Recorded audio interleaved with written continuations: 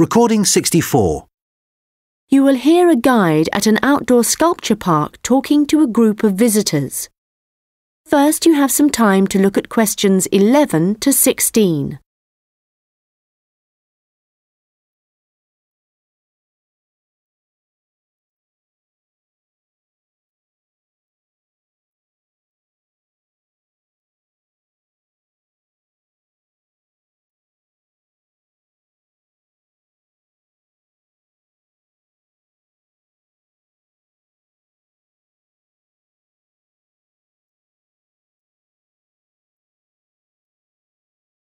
Hello everyone and welcome to the Anglia Sculpture Park.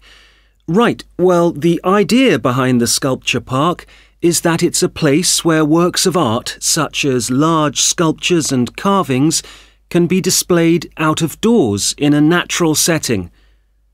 As you'll have noticed when you drove here, most of the land around the park is farmland. The park itself belonged to a family called the De Quinces, who had made a lot of money from manufacturing farm machinery and who also owned substantial stretches of forest land to the north of the park.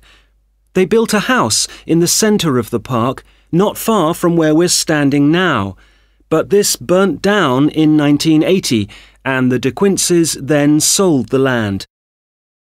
The Anglia Sculpture Park isn't the only one in the country. Several of the London parks sometimes display contemporary sculptures, and there are a couple of other permanent sculpture parks in England. But we're unique in that some of our sculptures were actually created for the sites they occupy here, and we also show sculptures by a wider range of artists than anywhere else in the country. For example, at present we have an exhibition by Joe Tremain of what he calls burnt sculptures. These are wood and stone sculptures that he's carved and marked with fire to illustrate the ferocity and intensity of the forces that have shaped our planet over millions of years. They look really dramatic in this rural setting. To see some of the sculptures, you'll need to follow the path alongside the lower lake. We had to renovate this after the lake overflowed its banks a couple of months ago and flooded the area. The water level's back to normal now, and you shouldn't have any trouble. The path's very level underfoot. You should be back at the visitor centre at about 4 o'clock. If you have time, it's worth taking a look at the centre itself. It's not possible to go upstairs at present, as builders are working there adding another floor, but the rest's well worth seeing. The architect was Guy King. He was actually born in this part of England, but he recently designed a museum in Canada that won a prize for innovation in public buildings. If you want to get something to eat when you get back, like a snack or a sandwich, the terrace room is currently closed, but you can go to the kiosk and buy something, then sit on one of the chairs overlooking the lower lake and enjoy the view as you're eating. Before you hear the rest of the conversation, you will have some time to look at the questions 17 to 20.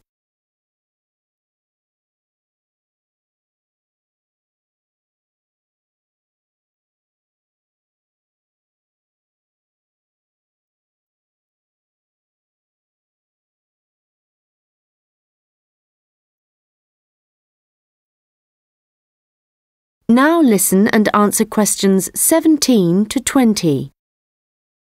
Now, let me just tell you a bit about what you can see in the sculpture park. If you look at your map, you'll see the visitor centre, where we are now, at the bottom, just by the entrance. Since we only have an hour, you might not be able to get right around the park, but you can choose to visit some of the highlights. You might like to take a look at the Joe Tremain sculptures, which are displayed on this side of the upper lake, just behind the education centre and near the bridge. They're really impressive, but please remember not to let your children climb on them. One of our most popular exhibitions is the Giorgio Catalucci bird sculptures.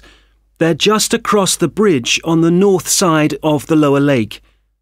I love the way they're scattered around in the long grass beside the lake, looking as if they're just about to take to their wings. You could also go to the garden gallery. It's on this side of the upper lake. From the visitor centre, you go to the education centre, then keep on along the path and you'll see it on your right. There's an exhibition of animal carvings there which is well worth a look. We also have the Longhouse. That's quite a walk. From here, you go to the bridge and then turn left on the other side. Soon you'll see a winding pathway going up towards the northern boundary of the park. Go up there and you'll find it at the top. They have some abstract metal sculptures that are well worth seeing if you have time. OK, well, now, if you... That is the end of section 2. You now have half a minute to check your answers.